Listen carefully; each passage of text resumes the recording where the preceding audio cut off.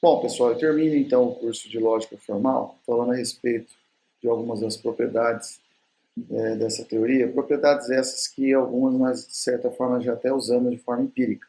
É o caso, por exemplo, da primeira propriedade aqui, né, chamada comutativa. Essa propriedade nos diz que a operação lógica e a operação lógica ou ela comuta, ou seja, ela tanto faz se eu associar primeiramente a sentença P e depois a Q, né? P e Q, ou a Q e P, que o resultado vai ser a mesma. Né? Então eu estou mudando de posição aqui P e Q, Q e P. Isso vale. Mesma coisa para a conectivo OU. P ou Q é igual a Q ou P. Se a gente montar a tabela verdade dessas duas situações, né, dessas duas proposições aqui, do lado direito e do lado esquerdo, vocês vão perceber que chega no mesmo resultado. São operações que se equivalem. Outra propriedade que, de certa forma, nós também utilizamos é a chamada associativa. Ela nos diz que se eu estiver utilizando o conectivo E, tanto faz o tipo de associação, né, que eu faço na sentença, que o resultado vai ser o mesmo. Quer dizer, vamos pensar aqui em três sentenças, P, Q e Z. Se eu fizer P e Q, primeiramente, e o resultado disso, eu continuar associando com o E para o Z, é a mesma coisa de fazer o Q e o Z primeiro, né, e o resultado disso associar com o conectivo E para o P. Tá? O mesmo resultado. Isso vale tanto para o E quanto para o O. Né? Eu posso fazer para várias sentenças cadeadas, P, Q, Z, W, seja lá quantas sentenças forem, que o resultado vai ser o mesmo. Claro, né, observando que quanto mais sentenças a gente tem, maior é o número de linhas da tabela verdade.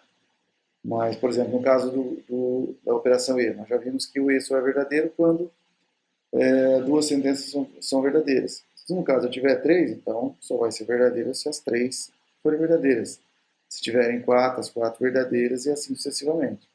Já para o ou, nós vimos que ele só resulta em falso quando duas sentenças são falsas. Mas se forem três, tem que ser as três falsas, se forem quatro, quatro falsas e assim sucessivamente. Esse elemento identidade, ele é interessante e pode ser utilizado também naquele processo que eu já comentei em aulas anteriores de simplificação. Por quê, né? Ó, essa primeira situação aqui diz o seguinte: se você estiver associando a sentença P com o conectivo E a uma sentença que é toda verdadeira, né, eu coloquei um aqui para representar que tudo é verdadeiro, ou seja, uma tautologia, vai ser o próprio P. Já na estrutura do OU, né, na operação do OU, se ela estiver associada a algo totalmente falso, né, uma contradição, é o próprio P, como o OU. Então, vamos analisar essa propriedade aqui na nossa lousinha digital. Ó, o que ela nos diz lá é que se eu estiver associando uma sentença P e algo totalmente verdadeiro, uma tautologia, então vai ser o próprio P. Ó, vamos montar uma tabela verdade aqui. O P pode ser verdadeiro e falso. São as duas possibilidades do P. Algo sempre verdadeiro, uma tautologia, é tudo verdadeiro. Tá? Verdadeiro e verdadeiro. Agora vamos associar essas duas colunas, né, com a operação lógica E. Como já vimos, verdadeiro, verdadeiro, verdadeiro. E falso, verdadeiro, falso. Verdadeiro só, a operação E só é verdadeira quando os dois são verdadeiros. E aí, se você comparar, é a mesma coisa. Né? Tá, eu disse que isso pode ser usado para simplificações. Como? Imagina que eu tenho uma tabela verdade aqui, que tem uma série de sentenças, e de repente uma delas aqui, vou chamar como estrela, tá? Seja uma tautologia, seja tudo verdadeiro. Imagine que essa expressão aqui seja relativamente grande, seja uma expressão complexa, envolvendo parênteses, chaves, várias operações, condicionais, enfim, várias, sei lá, várias sentenças lógicas, operações lógicas.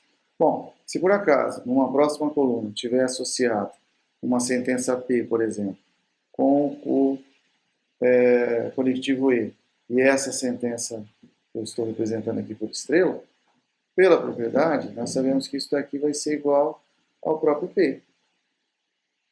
Ora, se isso daqui é igual ao próprio P, então, de certa forma, essa sentença aqui, ela acaba sendo relativamente inútil, né? Quer dizer, eu poderia tirar toda ela, já que ela em algum momento vai se relacionar pelo conectivo E com o P, e usar o próprio P.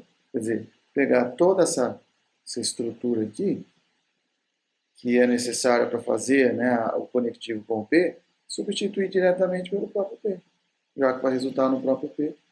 Se isso daqui é complexo, isso aqui tem uma série de operações, eu consigo retirar isso daqui e, claro, simplificar o resto da expressão.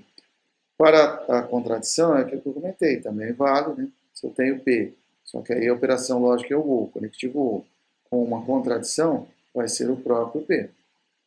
Basta montar a tabelinha de verdade aqui. Ó. Se tiver o P, e nós vimos pode ser verdadeiro e falso. Se tiver a contradição, que é tudo falso. Vamos associar com o OU. Eu tenho P ou essa contradição. O que vai acontecer? Verdadeiro ou falso, a gente já viu que é verdadeiro. Só é falso para o ou quando os dois são falsos. Que é esse caso aqui, falso, falso, falso. E se você comparar, a mesma coisa, né? As sentenças se equivalem. Então, a observação que eu fiz aqui em relação ao E, com uma expressão associada, né, com uma expressão P e uma expressão mais complicada, que a gente pode simplificar, vale para o OU. Se eu tivesse uma tautologia, uma contradição, eu também poderia simplificar. Tudo bem?